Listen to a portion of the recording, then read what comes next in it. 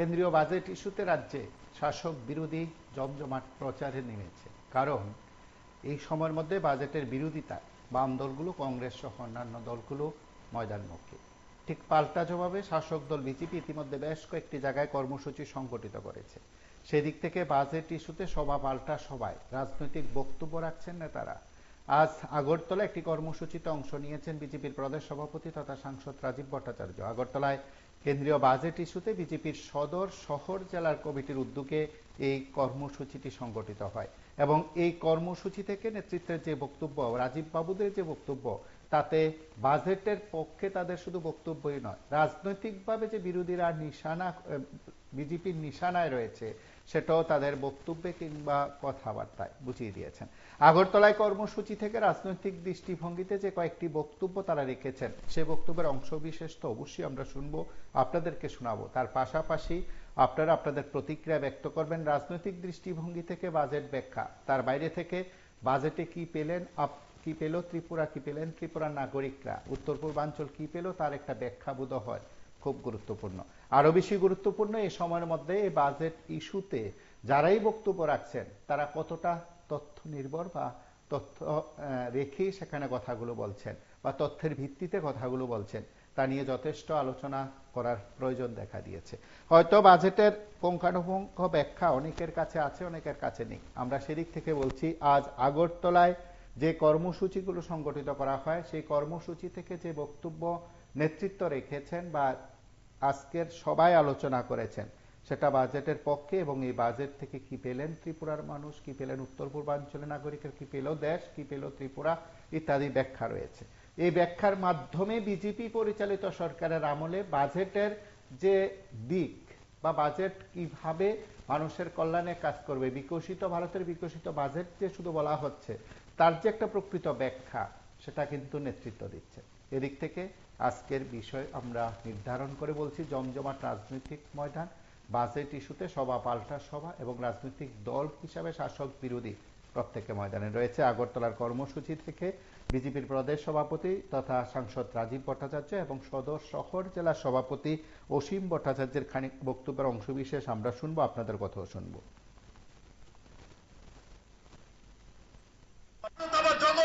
শ্রেষ্ঠ আসন নেবে মোদীজির যে সংকল্প, সেই সংকল্পে পৌঁছতে গেলে মোদীজি কাদের টার্গেট করেছেন, কাদের টার্গেট করেছেন?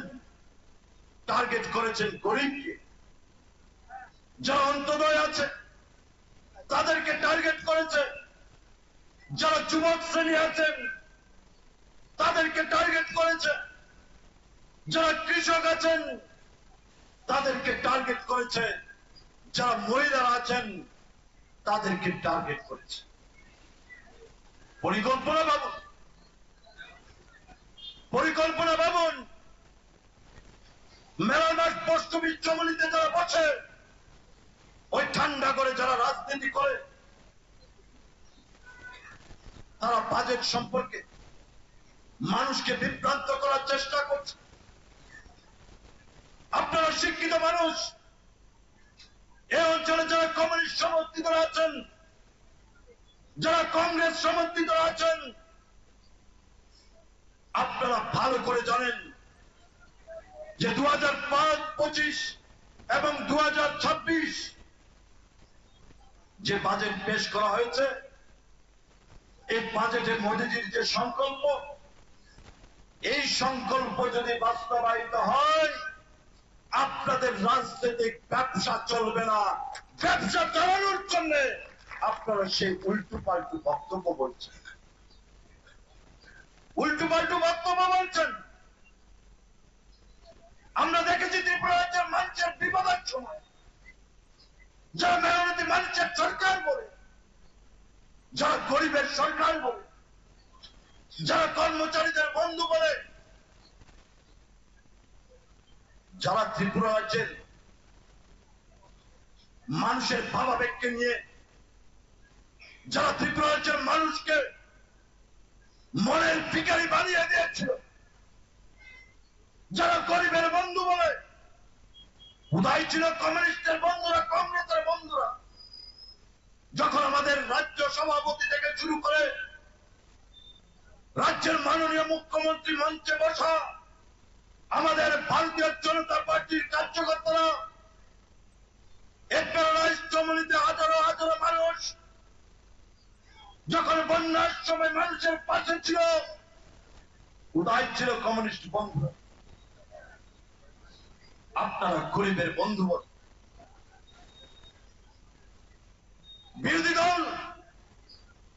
বিরোধী দলের ভূমিকা হবে যেখানে সরকার চলছে সরকারের আইন হিসেবে কাজ করবে, সরকারের ভুলগুলি ধরিয়ে দেবে। আজকে বাজেট নিয়ে অধিবেশন আমরা শুরু করব। 25 বছর কত হত্যা করেছেন ত্রিপুরা রাজ্যের, সে হত্যার ইতিহাস পাতাগুলি খুলব। যেই হত্যার বিনিময়ে আপনারা এই ত্রিপুরা রাজ্যের মাটিকে রক্তে সিক্ত করেছেন, আমরা সেই পেজগুলি খুলব, আমাদের কর্মসূচি নেব। মানুষকে চেহারা দেখাতে পারবে না, মানুষকে কত খুন করেছে আর বাজেট নিয়ে কথা বলছে, লজ্জা থাকা উচিত। আমাদের নেতৃত্ব আছেন, বলবেন, আপনারা ধৈর্য সহকারে বসবেন। একদম পেছন পর্যন্ত যারা আছেন, ওই বাম দিক ডান দিক আমরা মিডলে অবস্থিত, বাঁ কান ডান কান পর্যন্ত বসতে হবে। আওয়াজ নমস্কার, কে বলছেন? এইভাবে হাত তুলুন, আমি চরিরাম থেকে বলছি। এইভাবে হাত। হ্যাঁ বলুন। দেখুন, আপনাদের স্ক্রিনে আমরা যা দেখতাম বিজেপির বন্ধু যে বক্তৃতা দিতে আসছে, সেই বক্তৃতাটা আমরা শুনলাম, শুনে আমরা আত্মস্থ হইলাম। দেখেন, এই বাজেটটা ত্রিপুরা রাজ্যের এবং ভারতবর্ষের জন্য করা হয়েছে, আসলে যে বাজেটটা গরিবের বাজেট না, সেই বাজেটটা বিজেপির নেতা মন্ত্রীর বাজেট।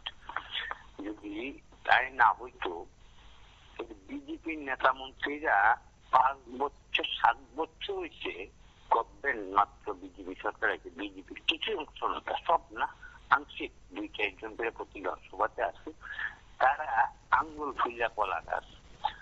আর বিধায়করা কি করছে, 24,500 টাকা থেকে এখন 90,000 টাকা কর্মচারী দিয়ে দিতে পারে না, তাদের কিন্তু 10,000 টাকা বেতন ভাতা বৃদ্ধি করছে। তো বাজেট কার জন্য? বিজেপির নেতা মন্ত্রীর জন্য। আরেকটা কথা বলছে যে 25 বছরে খুন কত হয়েছে তার হিসাব দিবে, কিন্তু আমি বন্ধুকে প্রশ্ন করতে চাই আপনাদের মাধ্যমে, গুজরাটে কতজন মানুষ মারা গেছিল সেই হিসাবটা একটু সাইন করুক, কইরাছিল ত্রিপুরার কথা বলুক না 25 বছরের কথা, আমরা শুনবো, অবশ্যই ওনার কথাটা শুনবো, কিন্তু গুজরাটের হিসাবটা একটু করুক, উত্তরপ্রদেশের হিসাবটা করুক। এইবার যে অবান্তর কথা তাদের মুখেই মানায়, যারা আসলে ভোটের গণতন্ত্র পদ্ধতি মাইনা যারা নির্বাচনে ক্ষমতায় আসে না। ত্রিপুরার যে নির্বাচন গণতন্ত্র মাইনা নির্বাচন হইতে না, তো যার ফলে তারা মুখে এই মিথ্যাচার মানায়, আর নইলে অন্যরা মুখে না। বাজেট কার জন্য? এই বাজেট হচ্ছে ধনী শ্রেণী মানুষের জন্য, গরিব মানুষের জন্য না। গরিব মানুষের জন্য কি বাজেট করছে মোদী সরকার? আমরা তো গরিবের বাজেট দেখি না। আমরা যতটুকু বাজেট সম্বন্ধে বুঝি ততটুকুই বললাম, একটুটুকুই বলা, তাদের সম্বন্ধে কিছু না বলাটাই ভালো।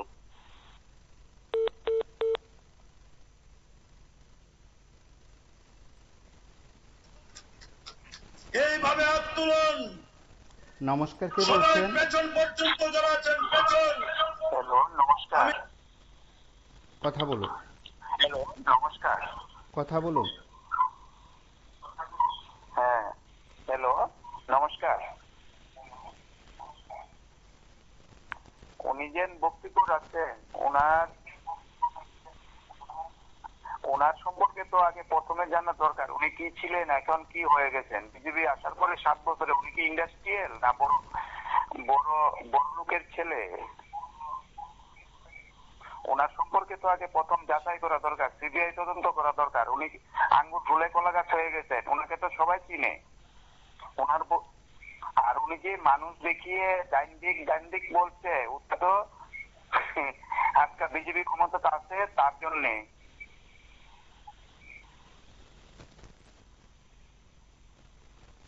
নমস্কার।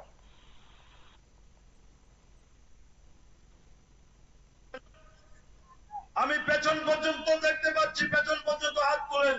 নমস্কার, কে বলছেন? নমস্কার, একবার ভারত মায়ের জয় ধ্বনি দেব। আমি দক্ষিণ ত্রিপুরা থেকে বলছি। হ্যাঁ, বলুন। আমি বলতেছি এটাই স্যার, আমাদের দেশের মাননীয় অর্থমন্ত্রী শ্রীমতী নির্মলা সীতারামন যে বাজেট উপস্থাপন করেছেন আমাদের পবিত্র সংসদে, সেটা সকল স্তরের মানুষের উন্নয়নের স্বার্থে এবং আমাদের গরিব মেহনতি মানুষের স্বার্থে। আর যারা আমাদের এই বাজেটকে, বিশেষ করে আমাদের ত্রিপুরা রাজ্যের কমিউনিস্ট যারা 25 বছর ত্রিপুরাকে লুটে পুটে খেয়েছে, গরিবের নামে সকল স্তরের শ্রেণীবিন্যাস করে তাদেরকে মাঠে ঘাটে খাটিয়েছে, এই ধরনের তাদের বিরোধিতা, তারা তো বিরোধিতা করবে, এটা সবাই জানে। তাদের এইসব বিরোধিতা আর কাজে লাগবে না। ডিজিটাল যুগে কমিউনিস্ট আর চলবে না। ধন্যবাদ।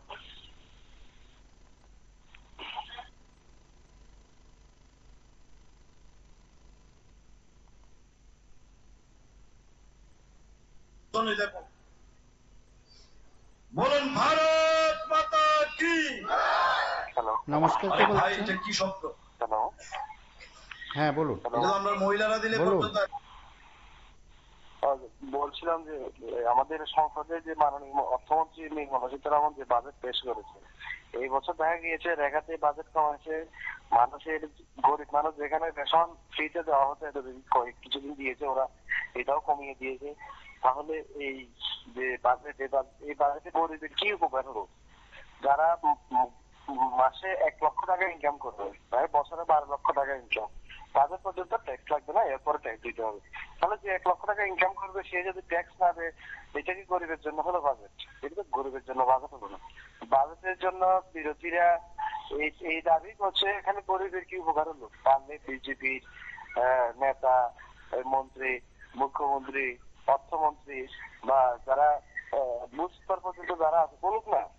একজন বুথ সভাপতি বলতে পারবে যে এই যে বাজেটে ওর কি লাভ হয়েছে? পারবে না। তো বাজেটে আমাদের জন্য নেই, গরিবের জন্য কিছু নেই। যা আছে সবকিছু ধনী বড় লোক, আম্বানি আদানি এদের জন্য। আমাদের জন্য কি আছে? বাজেটে আমাদের কাছে কি পৌঁছচ্ছে যে তোমার এই উপকার হবে, তুমি গরিব, তোমার জন্য এই বাজেটে এই উপকার হবে? বিজেপিকে এটা বলছে? হ্যাঁ, নেই তো কিছু আমাদের জন্য।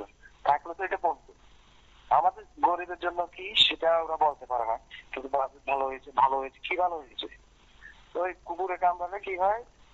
জলাতঙ্ক রোগ হয়।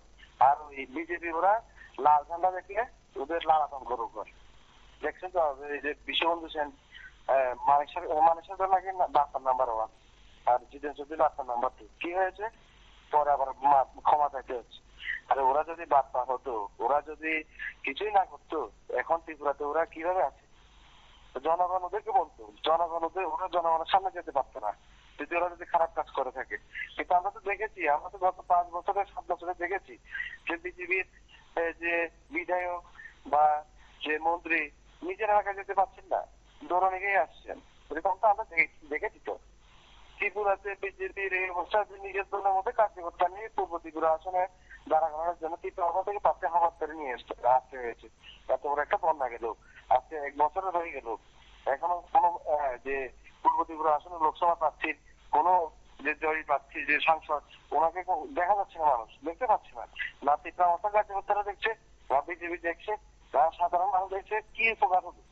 ওনাকে যে ভোট দিয়ে আমরা পাঠালাম সংসদে, উনি ত্রিপুরার জন্য কি বলছে? কথা বলতে পারছেন না। দেখা গেছে লোকসভাতে স্পিকারে ওনাকে বোঝাচ্ছেন কিভাবে কথা বলতে জানে না। এরকম লোককে এনে দাঁড় করে দিয়েছে মাথাকে যখন শুধু ব্যবহার বন্ধ করেছিল। তারা লাল ঝান্ডা দেখলে, সিপিএম দেখলে মাথা গরম হয়ে যায়। আমার সিপিএম দরকার নেই, তুমি কি ভালো কাজ করছো সেটা বলো না।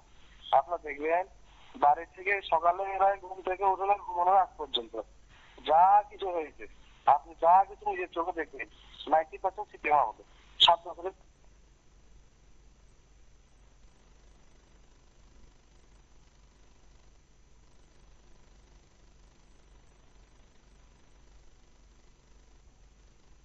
নমস্কার, কে বলছেন?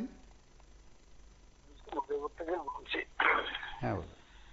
ময়দানে বাজেট নিয়ে যে রমরমা ময়দানে নামছে, পাল্টা সভা করছে বিজেপি পার্টি, কারণ ছাড়া তারা তো করতে হবে, কারণ মিথ্যাকে ঢাকা দিতে হবে।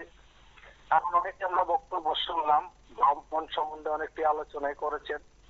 বলতে গেলে তাদের এত যদি ভয় থাকে তাহলে গণতান্ত্রিক পদ্ধতিতে আলোচনা করাই যায়, কিন্তু বাজেট, এই রাজ্যের বাজেট আমরা অনেকদিনই আলোচনা করছি, বাজেট কোথায় কোথায় হলো আমাদের রাজ্যের মন্ত্রী বিধায়কদের কাছে আমরা প্রশ্ন, যদি বাজেট বাদ তাহলে তো গ্রামীণ অর্থনীতিতে মজবুত হওয়ার কথা ছিল, তাহলে রেগার সমাধিবিষ্টা কেন কমিয়ে দিয়ে দিল, সেটা তো প্রশ্ন আমরা কেউ করেছিলাম। কিন্তু 25 বছরে বামপন্থ সরকার অনেক খুন সন্ত্রাস করেছে, খুনের একটা তালিকা প্রকাশ করো। 2018 সাল থেকে 2023 সালে 24 সালের মধ্যে এই রাজ্যে সরকার আসার পর থেকে কতটা দর্শন হলো, কতটা খুন হলো, কতটা সন্ত্রাস হলো, কতটা বাড়ি উঠলো, কতটা বাড়ি ভাঙচুর করলো, কতটা পুকুরে লিক দিল, কতটা খাবার গাছ ধ্বংস করছে, সেটা তো তারা ভালো করে জানে। কিন্তু আসলে তাদের পাল্টা করতে পারবে, শাসক দল করতে পারে। আর এখন এই রাজ্যের নেতা মন্ত্রীদের মাথাও আসলে খারাপ হয়ে গেছে, উল্টা পাল্টা বক্তব্য করছে। কারণ আমরা দেখলাম ধর্মনগরে বিশ্ববন্ধু সেন বলেছে মানিক সরকারকে 1 নাম্বার, 2 নাম্বার বলছে জিতেন বাবুকে, কিন্তু যাদের মানিক সরকারের বাড়ি নাই, কোনো কিছু নাই, যার সম্পদ ছিল সেটাও পার্টির নামে দিয়ে গিয়েছে। কিন্তু ঠান্ডা করে বসে বসে, ঠান্ডা করে বামপন্থী নেতারা কখনো থাকে না, ঠান্ডা করে বাস করে না। কারণ 25 বছরের মধ্যে কতটা ঠান্ডা ঘর হয়েছে এই রাজ্যে বামপন্থ সরকার করেছে।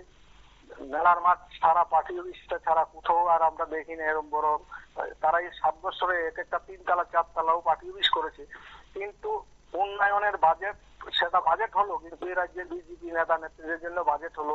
কারণ তারা আঙ্গুল ফুলে কলা গাছ হয়ে গেল, এক একজনের কোটি কোটি টাকা দিয়ে বাড়ি ঘর করছে, অনেক আমরা দেখার সামনে অনেক ঘটনা ঘটে যাচ্ছে। কিন্তু আসলে সরকারের মিথ্যা ছাড়া কোনো কথাই বলতে পারেনি, কারণ তারা প্রতিশ্রুতি দিয়ে মানুষের সাথে প্রতিশ্রুতি রক্ষা করতে পারেনি, সেটাও একটা মিথ্যা ডাকা বলা হয়।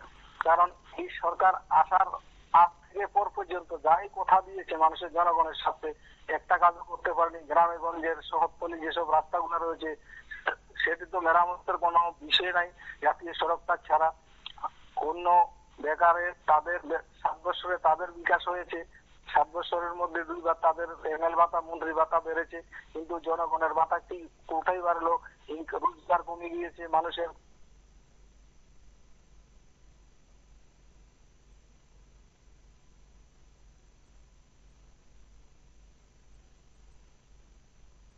মহিলারা দিলে পর্যন্ত একটা বেশি হয়, হয়েছে না ওই মেলার মাঠে আর পোস্ট অফিস থেকে পোস্ট দিব, এই শয়তানটির কানে গিয়ে পোস্ট দিব, 2 শয়তান। ভারত মাতা কি, আরে ইয়ে হুই না বাত, আরো জোরে, ভারত মাতা কি, ভারত মাতা কি, বন্দে বন্দে বন্দে, বিজেপি বিজেপি বিজেপি, নরেন্দ্র নমস্কার, কে মোদী। বলছেন? নমস্কার, আমাদের ফাইন্যান্স মিনিস্টার বলুন। বাজেট বলছিলাম, শাসক দল বিজেপি অভিনন্দন রেলি করছে, তাদের কাছে আমার প্রশ্ন একজন সাধারণ জনগণ হিসাবে, আসলে বাজেটের ত্রিপুরাটা পেল কি? প্রথমত বলি, রেগার বরাদ্দ বৃদ্ধির প্রশ্নে অশ্বডিম্ব। রাজ্যে এখন 3টা ইঞ্জিনের সরকার চলছে, রাজ্য এবং কেন্দ্র মিলে, খুব ভালো। দিল্লিতে 10 বছর বিজেপি, এখন 11 বছর 12 বছর চলছে। আচ্ছা, একটা কলকারখানা কি করার অনুরোধ নেই? কলকারখানার কোনো প্রস্তাব নেই ত্রিপুরায়। আমরা বলছি না তো হলদিয়া বা বড় বড় বন্দরের মতো এগুলো কলকারখানা না, ছোট মাঝারি শিল্প চাই, আছে বাজেটে। চিকিৎসা পরিষেবার উন্নয়নের বিষয়ে বাজেটে কি বলা আছে ত্রিপুরার জন্য আমি বলছি, অভিনন্দন জানাবো, ঠিক আছে, আমিও জানাবো। বেকারদের কর্মসংস্থানের প্রশ্নে কি বাজেটের মধ্যে আছে? কিসের অভিনন্দন এটা? আমাদের যারা বাজেটের অভিনন্দন জানাচ্ছে তাদেরকে শুধু আমি এটা বলতে চাই, পৃথিবীর দ্বিতীয় বৃহত্তম এজেন্সি, যেটা এলআইসি বলি আমরা, 12টা বাজিয়ে দিয়েছে। বাজেটে যারা অভিনন্দন জানাচ্ছে, হ্যাঁ ডাইরেক্ট ট্যাক্স 12 লক্ষ অব্দি ছাড় দিয়েছে, ঠিক আছে, কিন্তু ইনডাইরেক্ট ট্যাক্সের মধ্যে আমি আপনি আমরা সবাই যারা আছি সংখ্যায় তো 90%, আরো বেশি হবে। এদের যে এত বেশি ট্যাক্স বাড়াচ্ছে, ট্যাক্স বাড়ালো, জিনিসের দাম কমলো না, কি অভিনন্দন, কিসের অভিনন্দন? এই বাজেটে একবারও কোনো জায়গায় লেখা নেই জিনিসের দাম কমবে, তার মানে আগামী বছরে জিনিসের দাম আরো বাড়বে। কিসের অভিনন্দন? আমরা তাদের কাছে প্রশ্ন আমার, যে ত্রিপুরা নেশা এখন রমরমা, এই বাজেটে নেশা দোলানোর প্রশ্নে তাদের কি উদ্যোগ? এখন তো আন্তর্জাতিক চোরা চালান কারবারিদের একটা করিডোর রয়েছে ত্রিপুরা এখন মানব পাচার হয়, অস্ত্র পাচার হয়, এটা তো নৈতিক সামাজিক পরিবর্তন হচ্ছে এই রাজ্যের মধ্যে। কিসের অভিনন্দন? আমার যে একটা প্রশ্ন তাদের কাছে, যে মানুষের আয় উপার্জন দিন দিন কমানোর লক্ষ্যে এই বাজেটটা আসলে জনমুখী না। এই বাজেট দেশের মানুষের, বিশেষ করে গরিব নিম্ন মধ্যবিত্ত অধিকাংশের মানুষের পক্ষে আগামী দিনের জন্য ভয়ঙ্কর একটা বাজেট। এই বিষয়টা আমি যারা শাসক দলের পক্ষে অভিনন্দন র্যালি করছে তাদের কাছে আমার প্রশ্ন, ত্রিপুরার জন্য আপনারা কি করলেন? কিসের অভিনন্দন? কার অভিনন্দন? এই আমার বক্তব্য। এবং এই বাজেট ইস্যুতে বলা যেতে পারে এই সময়ের মধ্যে রাজ্যের বিভিন্ন জায়গায় বিজেপি কর্মসূচি সংগঠিত করছে। বিরোধীরা একেবারে ময়দান ছেড়ে দিয়েছে তা নয়, বিরোধীরাও ময়দানে আছেন, বিরোধীরাও তাদের মতন করে বাজেটের বিরুদ্ধে প্রচার জারি রেখেছেন। রাজ্যের বিভিন্ন জায়গায় কর্মসূচি হচ্ছে। নমস্কার, কে বলছেন? কুমারকে বলছিলাম দাদা। হ্যাঁ বলুন। আমি কাঞ্চনপুরে কৃষি ও পশু মেলাতে আছি। দেখুন কি অব্যবস্থা। আমি মেলা প্রাঙ্গণে আছি, বিদ্যুৎ চলে যাচ্ছে আবার আসছে। আমি মেলাতে আছি কাঞ্চনপুর টু দোসা রোডে।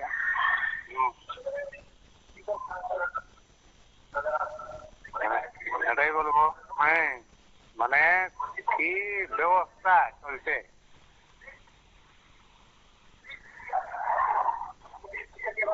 কালকে সম্ভবত আসছিলেন আমাদের কৃষিমন্ত্রী রতনলাল নাথ মহোদয়, কারেন্ট নেই, বিদ্যুৎ নেই, তারপর অন্ধকার, এখন আবার ব্যাটারি দিয়ে চালাচ্ছে। আমি এখানে আছি, আপনাদের প্রতিনিধি কে বলবেন যে আমার কথা ঠিক না ঠিক। আমি ভিডিও করেছি, আপনাদের অরুণ রায় চৌধুরীর হোয়াটসঅ্যাপে আমি পাঠিয়ে দিব। এখনো আছি আমি।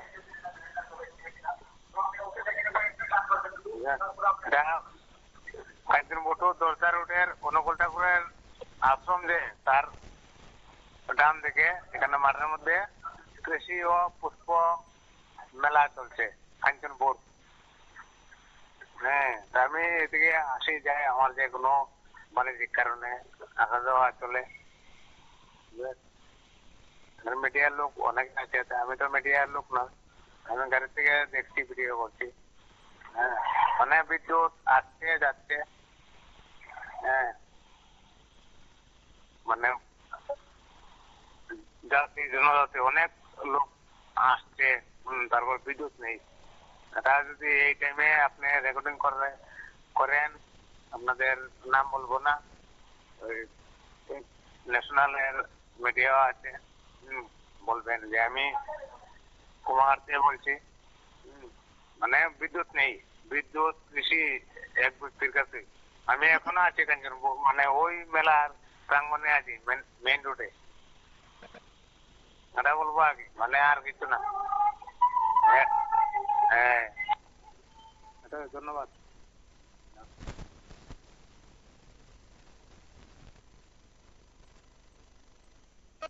ভারত মায়ের জয় ধ্বনি দেব। নমস্কার, কে বলুন বলছেন? ভারত মাতা কি। আরে ভাই, এটা কি শব্দ? এটা তো আমরা মহিলারা দিলে পর্যন্ত একটা বেশি হয়। হয়েছে না ওই মেলার মাঠে আর পোস্ট অফিস দিকে পোস্ট দিব। এই শয়তানটির কানে গিয়ে বসছিল, দুই শয়তান, ভারত মাতা কি, আরে ইয়ে হুই না বাত, আরো জোরে, ভারত নমস্কার, কে মাতা বলছেন? কি। নমস্কার মেট স্যার। Of pupil. হ্যালো, লাইভে আছেন, কথা শোনা যাচ্ছে? আমি মেলাঘর থেকে বলছি স্যার। হ্যাঁ, বলুন। আজকে আমাদের ভারতবর্ষের বাজেটের উপর যে আলোচনা করছেন আপনারা, সেই সম্বন্ধে আমি এটাই বলতে চাই, আমাদের বর্তমান অর্থমন্ত্রী শ্রীমতী নির্মলা সীতারমন জি মহান সংসদে যে বাজেট পেশ করেছেন, এই সম্বন্ধে আমি এটাই বলছি, সমাজের সকল স্তরের মানুষের কথা মাথায় রেখে জনমুখী যে বাজেট, আমরা এটাকে সর্বস্তরের মানুষের মঙ্গল কল্যাণের জন্য করেছেন বলে মনে করছি। কেননা আমরা সাধারণ মানুষ হিসাবে এটাই মনে করি, আপনি নিজে চিন্তা করে দেখেন, আগে যে বিশেষ করে আমরা ত্রিপুরা রাজ্যের যেহেতু আলোচনা, সেই হিসাবে আমি দৃষ্টিভঙ্গির উপর বিবেচনা করে বলছি, আগে সাধারণ একটা লোকে ঘর একটা পেতে গেলে একটা কংগ্রেসের নেতার বাড়িতে কবার যেতে হতো।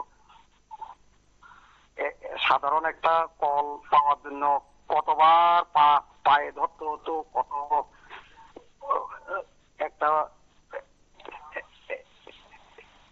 একটা দলের লাইন, কত কষ্ট হতো, যে কোনো ব্যাপারে হোক না কেন। আজকে এসব আছে নেই। তাহলে আমাদের বাজেট সেটা হলো আলাদা দিক। তাহলে সুবিধা, সাধারণ সুবিধাগুলো তো পাচ্ছে তো সাধারণ মানুষ, যেহেতু আমরা এখানে প্রান্তিক মানুষ, খেটে খাওয়া মানুষ,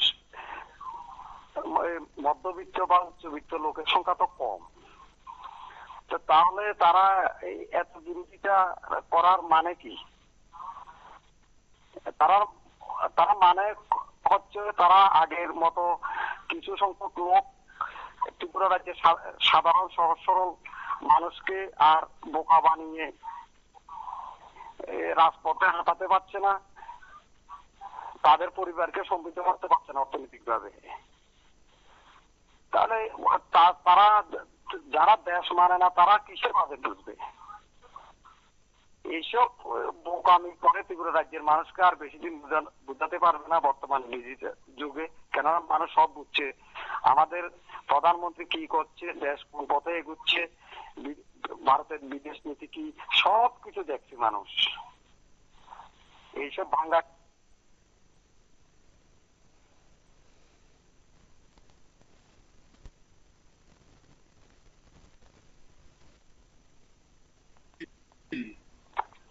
নমস্কার, কে বলছেন? দেশ একটা লোকের দ্বারা তৈরি। হ্যাঁ, বলুন। আমি দক্ষিণ ত্রিপুরা বুড়িয়া থেকে বাংকুটির এলাকা থেকে উঠছিলাম। দেখেন মিহির বাবু, এখন আর কিছু বলার নেই, এটা এখন চলছে সবকা সাথ, সবকা বিকাশ, সবকা বিশ্বাসের রাজ্য। থ্যাংক ইউ, ধন্যবাদ দাদা, ভালো থাকবে, সুস্থ থাকবে, নিজেকে একটু সাবধান রাখবেন।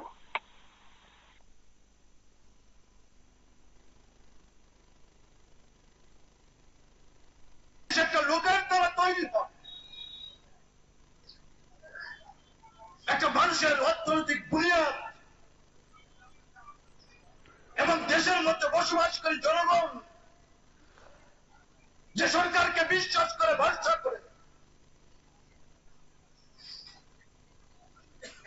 দেশকে চালনা করার জন্য দায়িত্ব দিয়েছেন, সে দায়িত্ব পালন করার অধিকার রয়েছে, সে দায়িত্ব পালন করার কর্তব্য জনপ্রতিনিধিদের। নমস্কার, কে বলছেন? সেখানে কি প্ল্যানিং করা হয়েছে?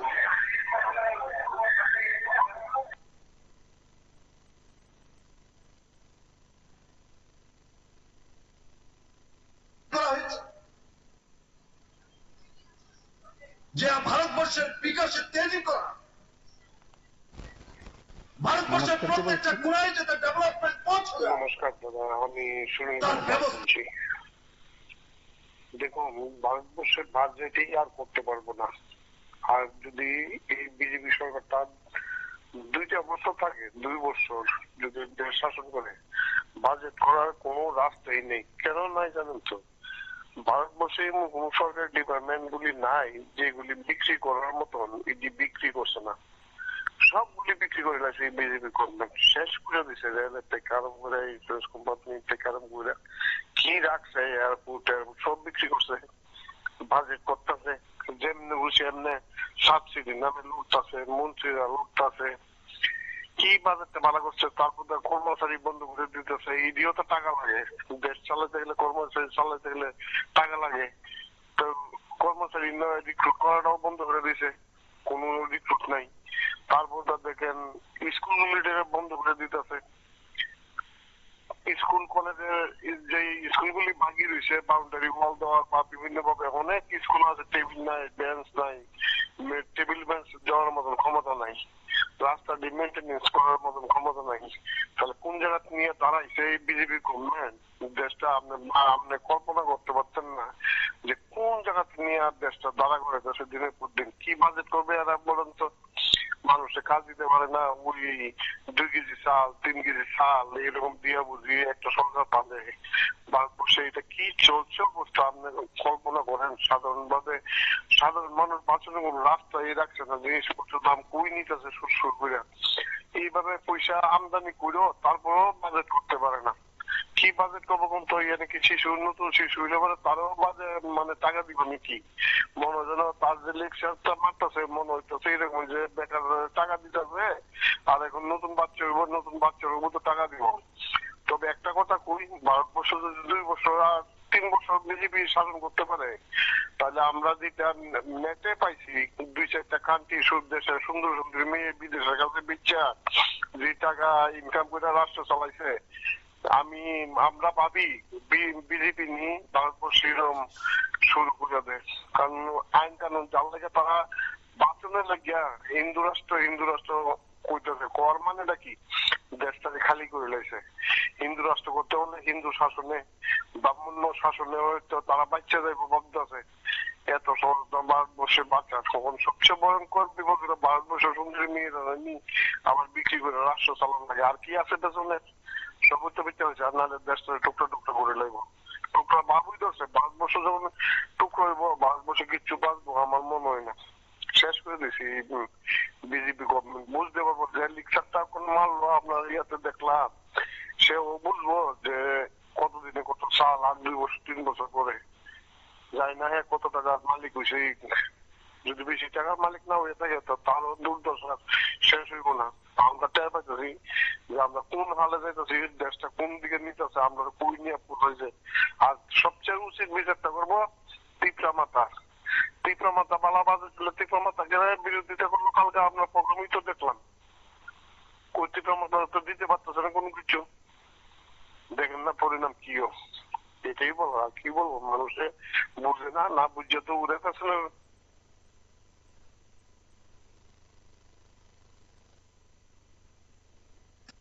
তার ব্যবস্থা করার জন্য সেখানে পলিসি তৈরি করা হয়েছে।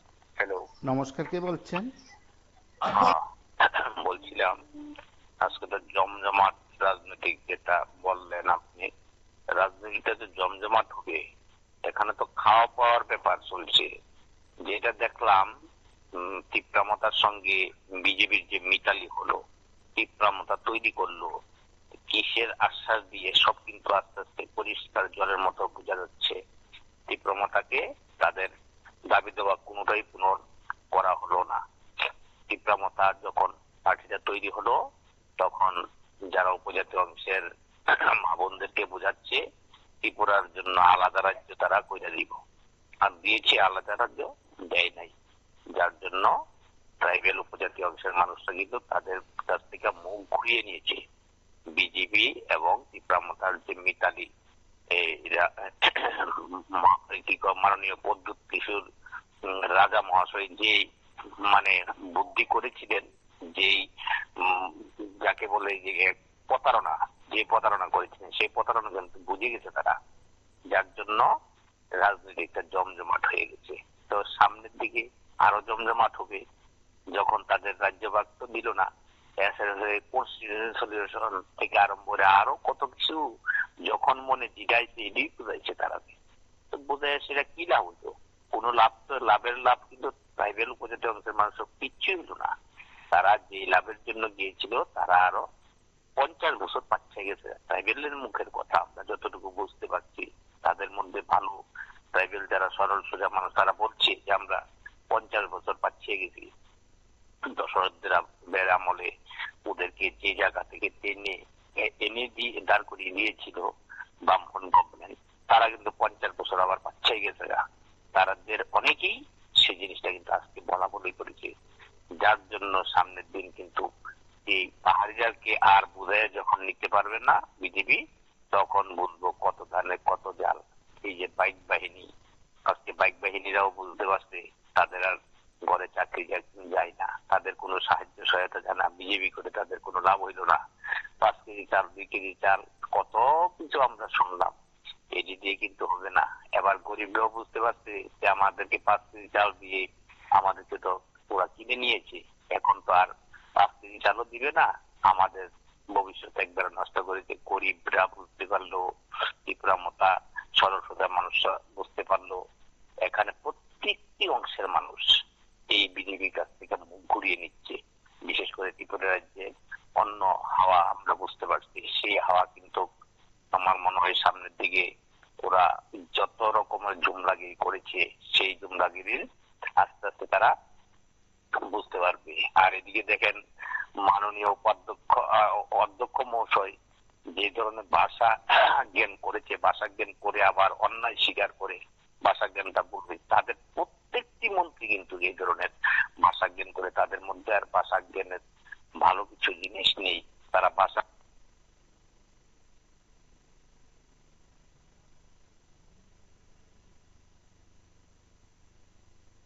ত্রিপুরা রাজ্যের বিভিন্ন আনাচে কানাচে ডিস্ট্রিক্টে যারা ওই ক্রিমিনাল কমিউনিস্ট কংগ্রেসের নেতারা সেখানে যেতে পারেন না, কারণ মানুষের সঙ্গে প্রতারণা করেছেন। নমস্কার, কে বলছেন?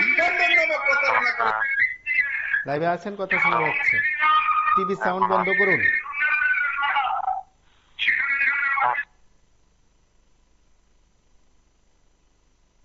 নামে প্রতারণা করেছেন, মানুষকে হুমকি ধমকি দিয়েছেন, চাঁদাবাজি করেছেন। তারা এখন ওই জায়গায় যেতে পারেন না, আগরতলায় আশ্রয় নিয়েছেন। আগরতলা শহরের আনাচে কানাচে আশ্রয় নিয়েছেন। প্রয়োজনের তাগিদে আপনারা বেরিয়ে পড়েন রাস্তায় আর বলেন গণতন্ত্র নেই, গণতন্ত্র নেই। আমি বলবো গণতন্ত্র বহুত হয়েছে। হ্যাঁ, ক্ষয় থেকে গণতন্ত্র বহুত। হ্যাঁ, বলছিলাম যে বর্তমান রাজনৈতিক পরিস্থিতির নিরিখে বলতে চাই, ধীরে ধীরে রাজনীতির যে ব্যাপক প্রসার ঘটছে সেই নিরিখে লক্ষ্য রাখলে বিরোধীদের দিকে পাওয়া ভারী। কারণ যে পর্যায়ে শাসক গোষ্ঠী বিরোধীদের যে ভাষায় তারা কটাক্ষ করছে এবং নিশানা করছে, খুবই খারাপ দিন আসতে চলেছে। আগামী দিনগুলিতে এদের সাংঘাতিক যন্ত্রণা ভুগতে হবে। কারণ তারা যে দৃষ্টিভঙ্গি নিয়ে কথা বলছে একদম যুক্তিহীন এবং মানে কি বলবো প্রসঙ্গহীন, এবং তারা এই জিনিসটিও জেনে রাখা ভালো যে 1 মাঘে কিন্তু শীত যায় না। তারা বর্তমানে জনগণের সঙ্গে যা করছে তার দ্বিগুণ ফেরত পাবে, এবং মানুষও কিন্তু ছেড়ে কথা বলবে না। হ্যাঁ, কিছু কিছু অংশের মানুষের জন্য ভালো করেছে, আমি অস্বীকার করব না, কিন্তু সার্বিক মূল্যায়ন যদি আমরা করি তবে সর্বক্ষেত্রে ব্যর্থ এবং মানে কলঙ্কিত এই সরকার। আমি ওইটুকুই বলবো আর কি। আপনারা চিন্তাধারা করুন। ধন্যবাদ।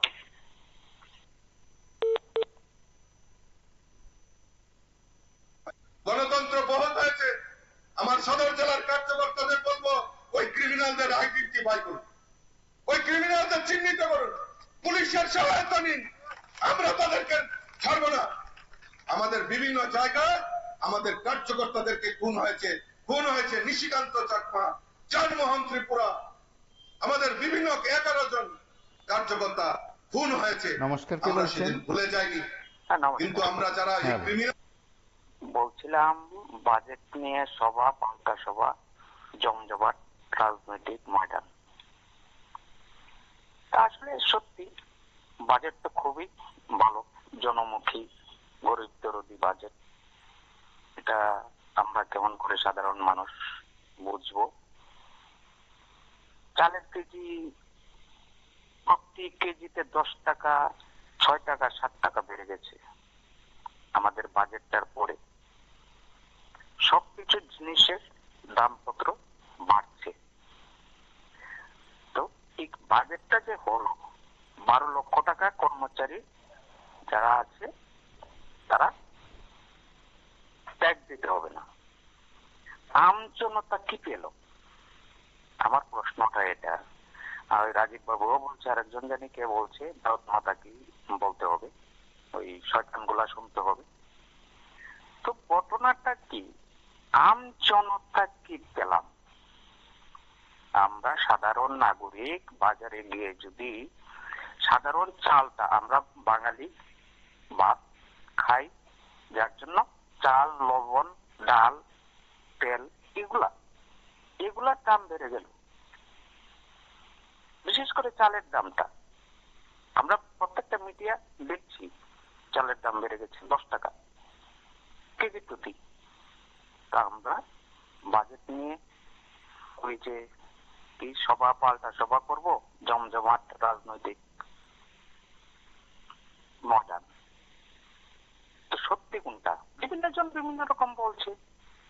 আমি অন্ধবিশ্বাস একটা দল করি, তো দলের প্রতি আমি বায়াসড হয়ে আমি বলতেই পারি। তার মানে এই নয় রেগাতে কমিয়ে দিয়েছে বাজেট। এই যে সভা সমাবেশ গুলা হয়, রেগা ছাড়া, রেগা যারা কাজ করে তাদেরকে ছাড়া সবাই তো হবে না আগামী দিনে। তো ওই বাজেটটি কমে গেল। কোথা থেকে আসবে লোকজন? 100 দিনের কাজ দিতে পারবে, 80 দিনের কাজ দিতে পারবে, না 50 দিনের কাজ দিতে পারবে? আমার কথাটা হলো 299টা প্রতিশ্রুতি কয়টা পূর্ণ হয়েছে? অনেক আগে শুনেছি, প্রাক্তন মুখ্যমন্ত্রী যখন ছিলেন তখনই বলতেন 90%, 95%, 99% হয়ে গেছে। এখন উনি সংসদ, উনি কয়টা ভাতা পান? 3টা হয়তো, খুব সম্ভবত ভাতা পান। ওনার ট্যাক্স কত উনি বলতে পারবেন। তা আমরা সাধারণ জনগণ মিনিমাম 1 লক্ষ টাকা যদি হয় প্রতি মাসের স্যালারি, সে কি গরিবের উপকারে আসবে নাকি ধনীর উপকারে? গৌতম আদানি কি করবে না আমরা কি করব? হ্যাঁ, একটা জিনিস স্বীকার করতে হয়, বিদেশ নীতিটা হয়তো একটু ভালো, আমরা যেটা দেখছি আর কি সাধারণ দৃষ্টিভঙ্গিতে একটু ভালো। এরপরও ওই 4 ঘন্টায় পশ্চিমবঙ্গ দখল নিয়ে নেব, ত্রিপুরা তো ওইখানে কি চিকেন।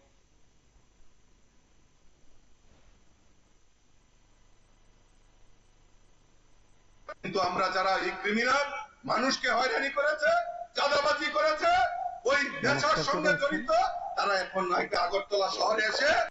হ্যাঁ, বলুন। নমস্কার স্যার, আমি মনোবাজার থেকে বলতে চাই। এই আমি বাজেটের উপর এটাই বলতে চাই, এই বাজেট জনমুখী,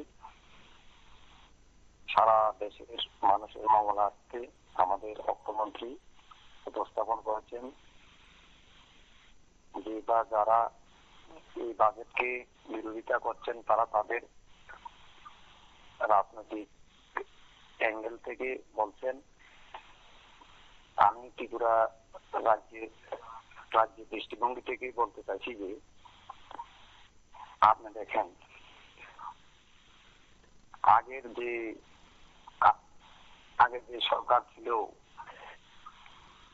তখন এই ত্রিপুরা রাজ্যের যে সরকারি ব্যবস্থাপনা পেতে গেলে একটা ঘরের কথাই ধরুন, কতগুলা ঘর পেয়েছে, আর এই 7 বছরে কতগুলো ঘর পেয়েছে। তাহলে এই ঘরের মাধ্যমে আপনার বালি থেকে, শ্রমিক থেকে, দোকান, এই টাকাটা কে পেয়েছে? আর এই যে ধানের দামটা বাড়িয়ে দিল, মাঝে তো চাষবাসে করতে চাইছিল না মানুষ, 11 টাকা 10 টাকা দরে ধান বিক্রি করছে, এখন তো শ্রমিকে পাওয়া যায় না। তাহলে ভাতাগুলা যে বৃদ্ধি করেছে, আগের সরকার তো তাদের সদলীয় লোককেই ভাতাটা দিয়ে দিয়েছে, এই টাকাটা তো পেয়েছে তারা।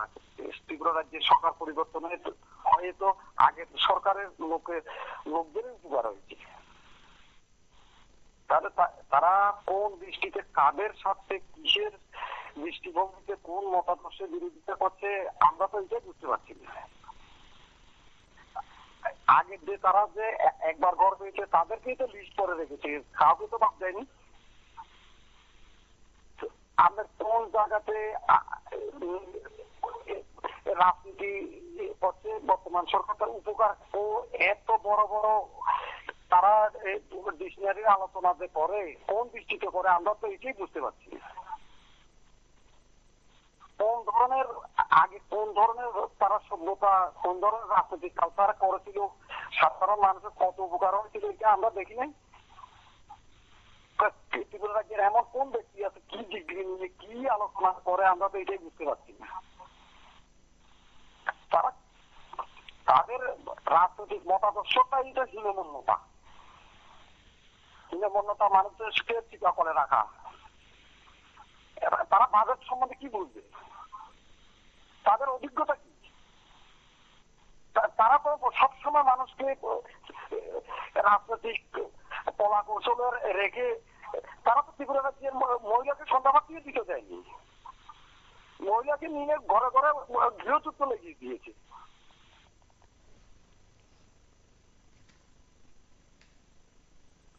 হয়তো আগামী কয়েকদিনে বাজেট ইস্যুতে আলোচনা হবে, বাজেট ইস্যুতে প্রচার হবে। বলা যেতে পারে এই সময়ের মধ্যে রাজনৈতিক দলগুলোর কাছে যে একটি ইস্যু রয়েছে সেটি হচ্ছে কেন্দ্রীয় বাজেট, এবং আগামী মার্চ মাসে ত্রিপুরায় রাজ্য বিধানসভায় বাজেট অধিবেশন পেশ হবে। হয়তো সেদিক থেকে আলোচনা হবে, সেদিক থেকে আলোচনায় উঠে আসবে নানা বিষয়। আপনারা দেখতে থাকুন এবং নানা বিষয়ে নজর রাখুন PB24 পর্দায়। আরও লাইভ অনুষ্ঠান আছে, আরও অনেক বিষয় আছে, দেখবেন PB24 এবং প্রত্যেকটি অনুষ্ঠান আপনারা শেয়ার করবেন, আরও বেশি বেশি করে মানুষের কাছে পৌঁছে দেবেন। আজ এই পর্যন্তই, নমস্কার, শুভরাত্রি।